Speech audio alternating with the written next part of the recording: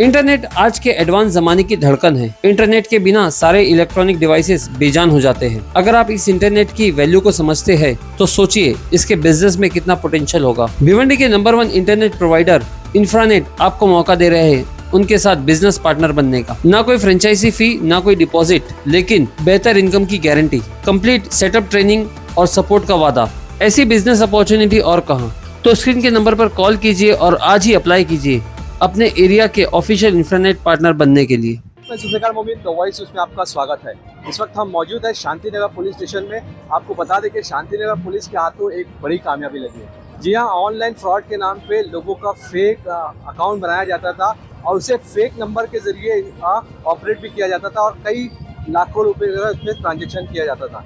ऐसे में जब एक शख्स के साथ ये फ्रॉड हुआ तो उन्होंने शांतिनगर पुलिस स्टेशन को कांटेक्ट किया और उसकी लीड उसके बलबूते पर शांतिनगर ने कड़ी से कड़ी जोड़ते हुए 7 लोगों को गोवा से गिरफ्तार किया। टोटल 11 लोगों पर मामला दर्ज हुआ, मगर अभी फिलहाल 7 लोगों को गिरफ्तार किया गया। कई मोबाइल्स, कई फर्जी जो है पासबुक और ATM भी जब्त किया गया। इस सारे मामले में यहाँ पे हमारे जो सीनियर है उन्होंने हमसे बात की। क्या है पूरी डिटेल, आइए जानते हैं। सर, आज की पत्रकार परिषद के बारे में जानकारी दीजिए। इस व्यक्ति को सुलझाया गया, क्या पूरा मामला? शांतिनगर पुलिस स्टेशन में एक गुना दाखिल हुआ था। गुना नंबर है 772/25 BNS 318-4 और 35। इसके साथ IT एक्ट लगा था। इसमें घटना ऐसी है कि अरबाज शेख नाम का एक लड़का है, उसको नौकरी लगाने के लिए कुछ लोगों ने उसके पास से बैंक के डॉक्यूमेंट और बैंक अकाउंट निकालने के लिए कुछ डॉक्यूमेंट लिए थे और बैंक अकाउंट निकाला था। उसने बैंक अकाउंट निकालने के बाद देखा कि वेट किया कुछ दिन, उसको नौकरी का कुछ कॉल नहीं आया। तो बाद में जाके बैंक अकाउंट देखा उसने बैंक में जाके, तो उसको समझ में आया कि उसका अकाउंट ब्लॉक हुआ है।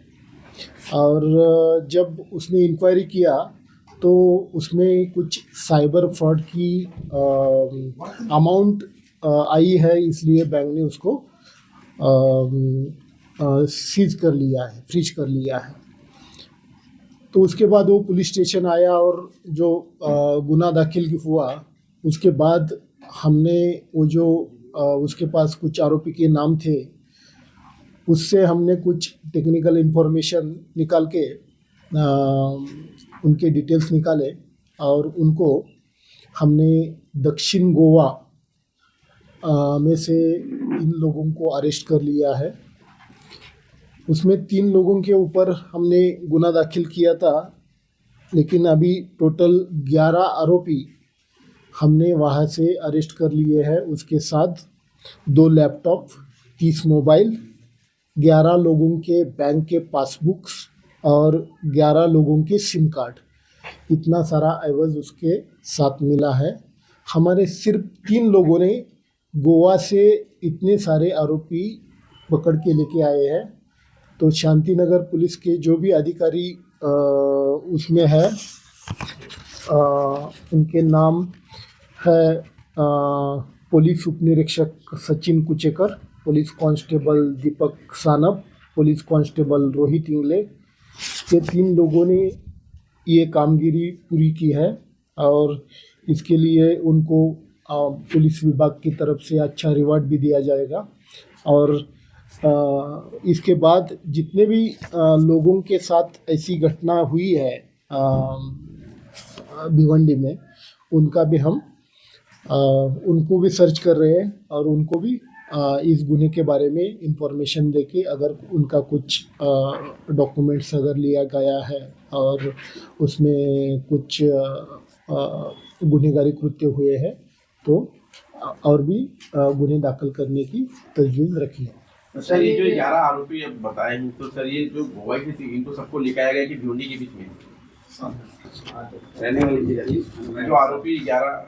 हाँ, ये भिवंडी के 3 लोग हैं और गोवा से बाकी लोग लेके लाए हैं। वो बाकी बाहर के हैं, कुछ एमपी के हैं, कुछ यूपी के हैं, कुछ बिहार के हैं, तो बाकी लोग बाहर के हैं। सर ये इनके ऊपर किसी प्रकार का आपराधिक गुना फैलेगा सर?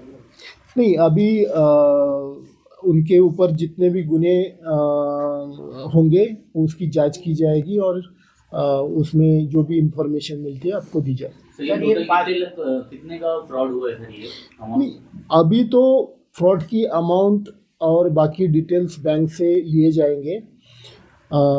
हो सकता है इसमें से बहुत सारे गुने भी निकल सकते हैं। अभी इंफॉर्मेशन इतना ही है अपने पास कि इन्होंने ये साइबर फ्रॉड के लिए इसको यूज़ किया है। तो जितने सारे गुने अभी ये नंबर के ऊपर मिलेंगे तो उनमें तफ्तीश की जाएगी। सर ये बैंक पासबुक जो मिला है ये सब वो फर्जी है कि बैंक नहीं, बैंक के रियल ये पासबुक है और लोगों ने उनको नौकरी के लिए बना के दिए हैं, तो वो ओरिजिनल है और उसका यूज़ ये साइबर फ्रॉड का अमाउंट लेने के लिए किया जाता है। तो उसमें क्या होता है कि एक दो बार अगर अकाउंट यूज़ हो जाता है तो ब्लॉक हो जाता है, तो ऐसे करके वो बहुत सारे लोगों के अकाउंट लेके रखते हैं और उसके बाद एक एक अकाउंट यूज़ करते हैं। बैंक के कोई कर्मचारी किसी प्रकार के से मतलब उनका साझेदार हो इसमें, जिस तरह से देखा जाए भारी मात्रा नहीं, अभी तो अपने पास जो इन्फॉर्मेशन है लोगों ने खुद निकाल के दिए हैं। नौकरी मिलेगी ऐसे करके उनको बताया तो लोगों ने खुद निकाल के दिए हैं। अगर उसमें जो बाकी हमारे पास जो 11 पासबुक मिले हैं उसमें इंक्वायरी करके देख लेते हैं कि उसमें बैंक इन्वॉल्व है या नहीं है। सर आपको क्या लगता है कि जिस तरह से एक बड़े रैकेट का पर्दाफाश आप लोगों के माध्यम से किया गया तो और भी इसके पीछे कुछ हो सकता है, अभी तफ्तीश है।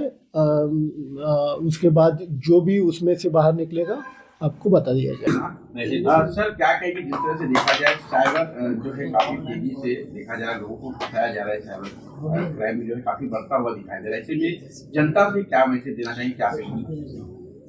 जनता से ये अपील है कि अगर कोई अनजाना आदमी आपको नौकरी लगाने के लिए पासबुक, बैंक का अकाउंट ओपन करने के लिए कुछ डॉक्यूमेंट मांगता है या बैंक अकाउंट नंबर मांगता है या नया बैंक अकाउंट खोलने के लिए बोलता है, तो उनके जायजे में ना आए। उसका यूज़ साइबर फ्रॉड के लिए हो सकता है और आप उसमें फंस सकते हैं।